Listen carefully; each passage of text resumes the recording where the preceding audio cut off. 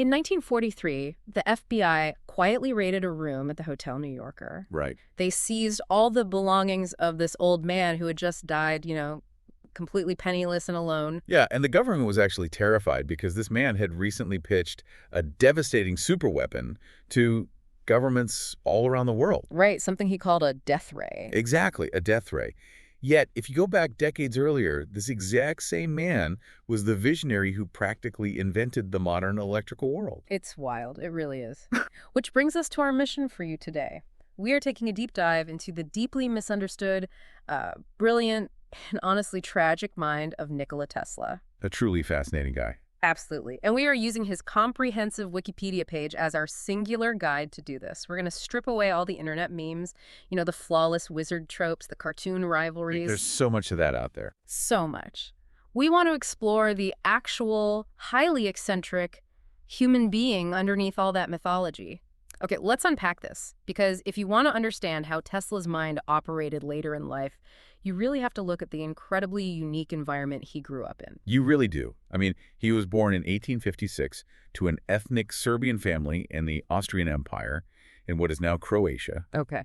And his father was an Eastern Orthodox priest, which was actually the original career path laid out for Nikola. Right, but if we look at the source material, the real mechanical spark, like the foundation of his genius that came entirely from his mother, Georgina. Yeah, which is incredible because she had absolutely no formal education. None. I found her background so fascinating. The sources say she had this immense talent for building mechanical appliances and craft tools completely from scratch at home. Just tinkering and building? Exactly. And she could also memorize these massive, sprawling Serbian epic poems.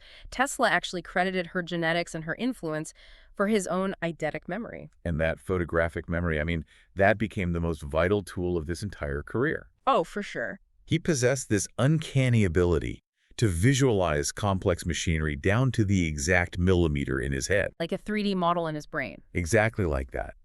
He could operate it in his mind, to look for flaws before he ever even picked up a pen to draft a blueprint.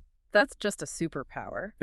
But the wild thing is, his path to actually using that engineering gift almost ended before it began. Right, the cholera. Yeah. Yeah. After high school, he contracted cholera. He was bedridden for 9 agonizing months and nearly died several times.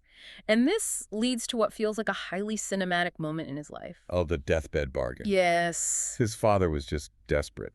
He'd been pushing Nikola toward the priesthood, as we said, but in a moment of utter grief, he promised that if Nikola somehow survived the illness, he would send him to the absolute best engineering school in the world. And he does survive, and there's this amazing historical crossover here where Tesla later credited reading the early works of Mark Twain with actually helping his recovery. Yeah, bringing him back from the brink of despair. Exactly. We will definitely circle back to Mark Twain later. But Tesla recovers.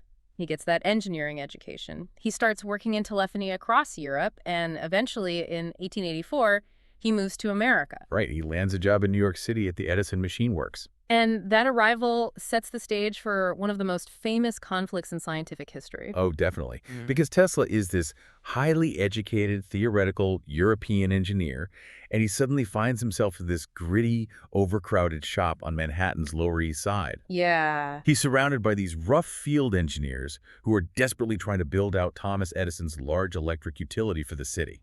And I really want to push back on the modern internet narrative here. If you go online, Edison is almost always painted as a pure villain, Right, like a cartoon bad guy. Exactly, this corporate thief who deliberately crushed the pure artist.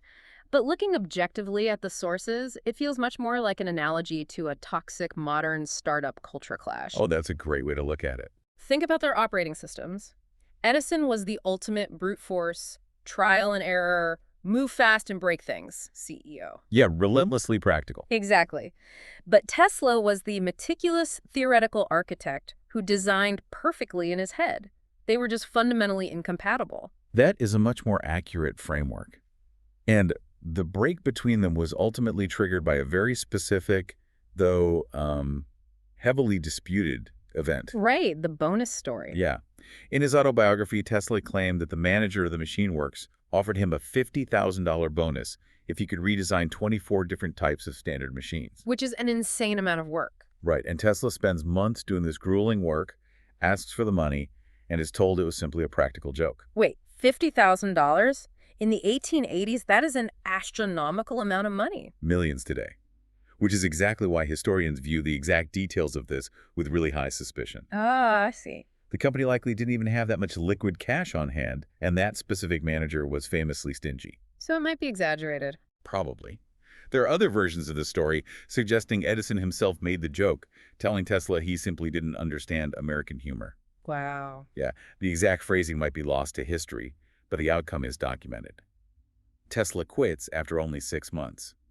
His diary entry for that day just reads, "Goodbye to the Edison Machine Works." Which honestly seems like a disaster for a young immigrant. I mean, he even spent a period after that digging ditches for $2 a day just to survive. Yeah, calling it a mockery of his high education. But the sources suggest this painful break was actually the catalyst he needed, wasn't it? What's fascinating here is that leaving Edison forced him out of the limiting world of direct current, or DC, and pushed him to find investors for his own revolutionary ideas. Because he couldn't rely on Edison's infrastructure anymore. Exactly. So in late 1886, he connects with Charles Fletcher Peck and Alfred S. Brown. These were men who understood how to set up companies and promote patents for immense financial gain. Right. They gave Tesla a lab in Manhattan and told him to build his vision. And his vision was alternating current, or AC.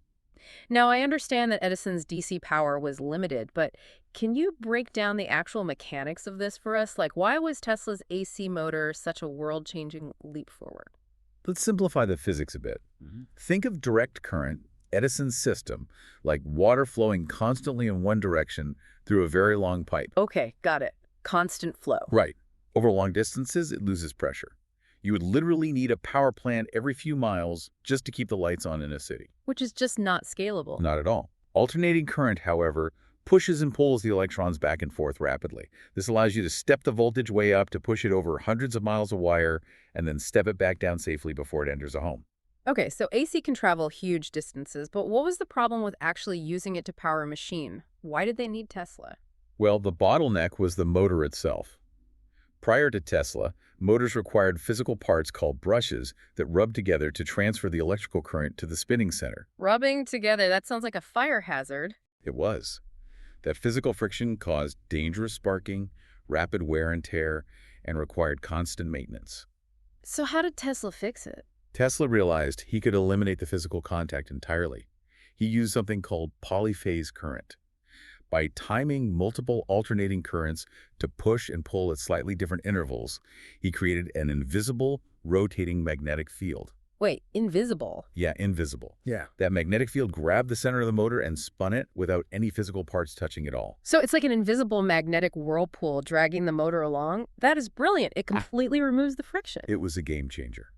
And Peck and Brown knew exactly what they had. They were master marketers. I bet. They got the motor independently tested, blasted out press releases, and in 1888 they caught the attention of George Westinghouse. The Westinghouse. The very same. Ah. Westinghouse desperately needed this exact technology to compete with Edison's monopoly. So he licenses Tesla's designs in a staggering deal. How staggering are we talking? $60,000 in cash and stock, a consulting fee of $2,000 a month, which is massive money back then, and crucially, a royalty of $2.50 per AC horsepower produced by each motor. Oh, wow. So Tesla is suddenly poised to become one of the wealthiest men on the planet. Easily. And the superiority of his system is put on full display at the 1893 World's Columbian Exposition in Chicago. Westinghouse wins the bid to light the entire massive fairground with AC power. It was a spectacle, designed specifically to prove to a very skeptical American public that alternating current was not only incredibly efficient, but entirely safe. And Tesla really leans into the theatrics here. He performs these public demonstrations, including something called the Egg of Columbus. How did that actually prove his motor was safe? It was essentially a visual metaphor for his motor. Imagine placing a solid copper egg on a wooden table and trying to balance it on its end. Impossible. It just falls over. Right. But Tesla placed that copper egg over a concealed two-phase electrical coil. When he ran alternating current through the coil, it generated that invisible rotating magnetic field we talked about earlier. The magnetic field caught the copper egg and started spinning it so fast that it stood perfectly upright on its end like a gyroscope. Just standing up on its own. Yeah.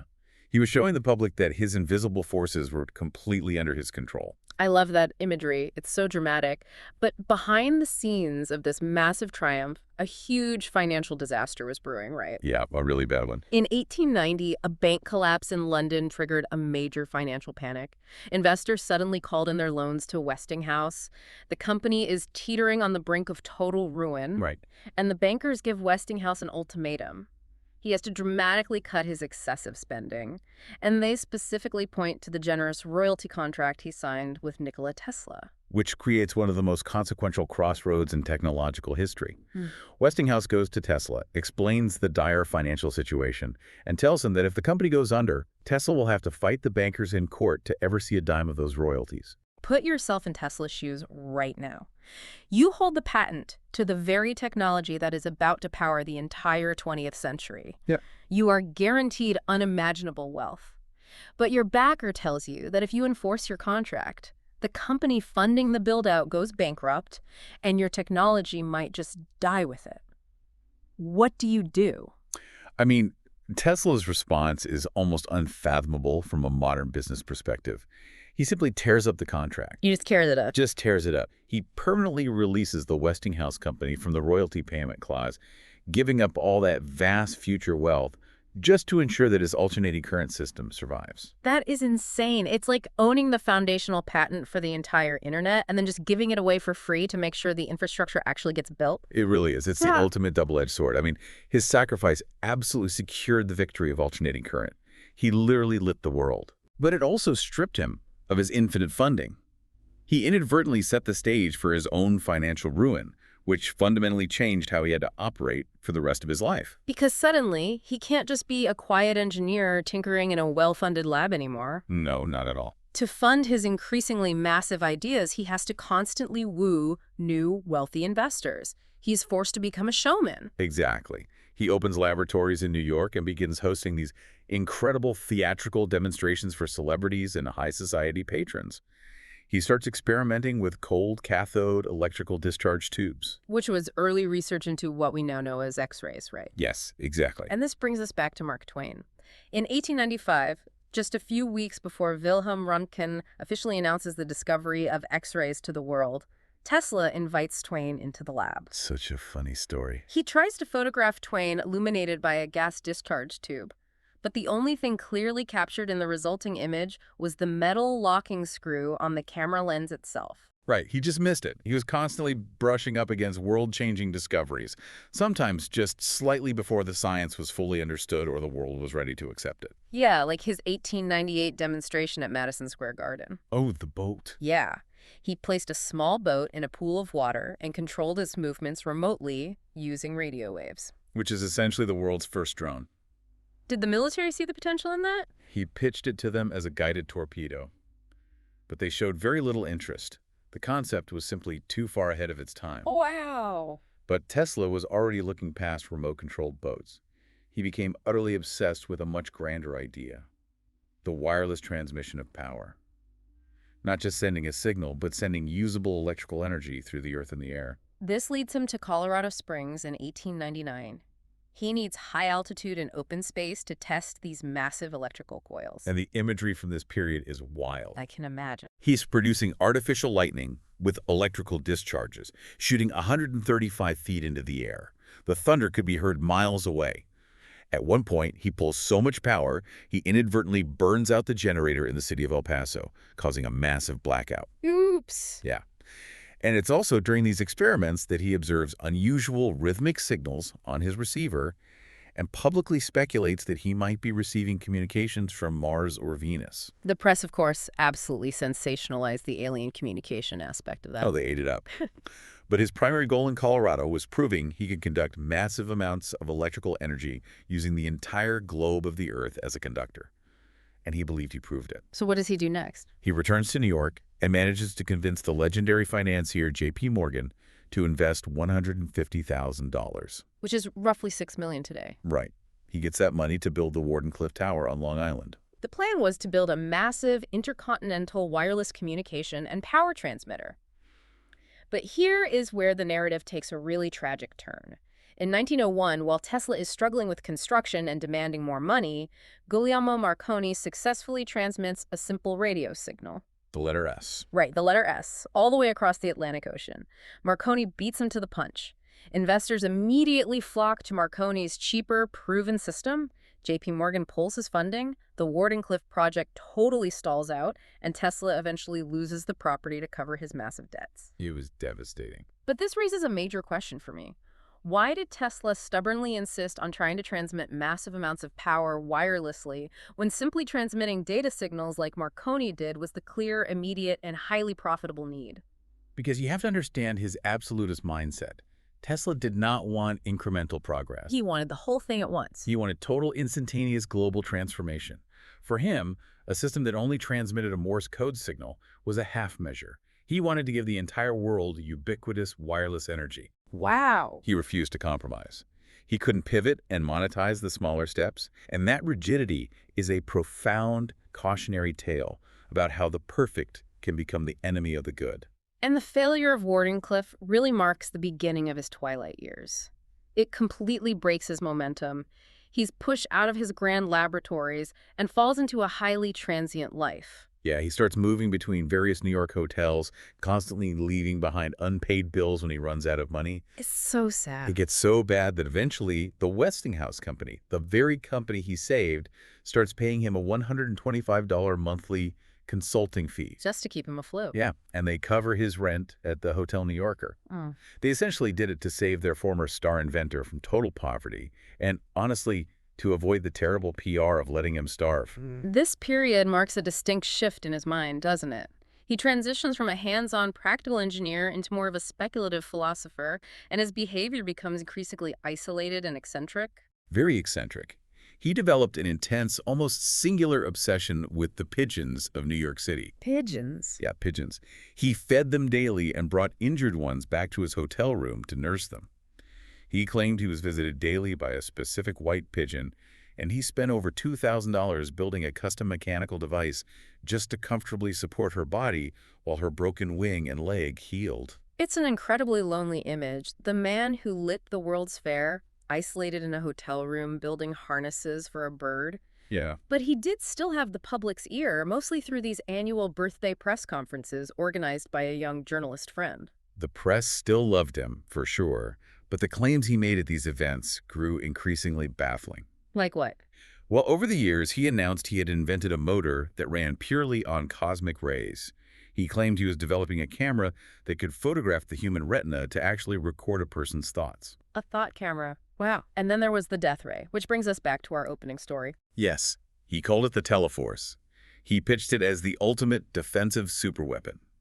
He claimed it could destroy invading armies from hundreds of miles away by accelerating slugs of tungsten or mercury to millions of volts. And he shopped this around. He sent diagrams to the militaries of the U.S., the Soviet Union, and Great Britain. Did anyone in power actually take that seriously? I mean, the FBI clearly cared enough to raid his room after he died. The government felt they had to be sure. After his death, they brought in an MIT professor named John G. Trump to analyze Tesla's belongings to see if this superweapon actually existed. And what did they find? In the box purported to contain a crucial part of this death ray. A 45-year-old, totally mundane electrical resistance box. There's no weapon. Just old, standard lab equipment. And his actual scientific views during this time drifted just as far from reality, didn't they? If we look directly at his writings from this era, his views completely detached from mainstream physics. He outright rejected Einstein's theory of relativity. Yeah, arguing that space simply could not be curved. He also completely denied the theory that atoms were composed of subatomic particles, stating publicly that there was no such thing as an electron. And his views on society were just as extreme. Again, looking strictly at the historical sources, he documented deeply controversial social views, including explicit advocacy for eugenics. Yes, he did. He argued that human pity was artificially interfering with the ruthless workings of nature. He also predicted a bizarre post-war society run by what he called queen bees, where women would become the dominant sex. It's a lot to take in. It really is. So what does this all mean? How do we reconcile the brilliant engineer who laid the mathematical foundation for the modern power grid with a man who denied the existence of electrons and claimed he could photograph human thoughts? I think it requires us to look at the dual nature of boundless imagination. Genius is rarely neatly compartmentalized. The exact same limitless thinking that allowed Tesla to conceptualize invisible alternating currents, rotating magnetic fields, and the wireless transmission of data concepts that seemed like literal magic to the pragmatic engineers of his day. Yeah. That was the exact same trait that made him susceptible to rejecting proven physics and adopting fringe social theories later in life. When you operate entirely outside the accepted boundaries of reality, sometimes you build the future, and sometimes you just get lost in the wilderness. He lived entirely in his own reality, and in the end, it was a very isolated one. He died in room 3327 of the Hotel New Yorker on January 7, 1943, at the age of 86. Tesla practically invented the 20th century, but he died penniless because he critically lacked the one skill his old rival Thomas Edison possessed in abundance: the ability to navigate the complex, messy human and business realities of the world. And that is why his life is so deeply relevant for you to understand today. It proves that raw intelligence and boundary-pushing ideas are not enough on their own. Definitely not. Having the greatest vision in the world doesn't matter if you can't communicate it incrementally, if you can't secure the funding for it, and if you can't practically apply it in the real world. Vision without execution and compromise is just a hallucination. And perhaps there is no better symbol of that brilliant, intensely abstract mind than his final resting place. Following his death, his nephew eventually had his estate and his ashes transferred to the Nikola Tesla Museum in Belgrade. But his ashes are not kept in a traditional urn. No, they aren't. They are housed inside a perfectly smooth, gold-plated sphere resting on a marble pedestal, because the sphere was his favorite geometric object. It's a final poetic image for you to ponder. A man of science whose mind was obsessed with perfect abstract geometries to his very last breath, housed forever in the pristine shape he loved most, entirely separate from the messy, practical reality of the world he helped build.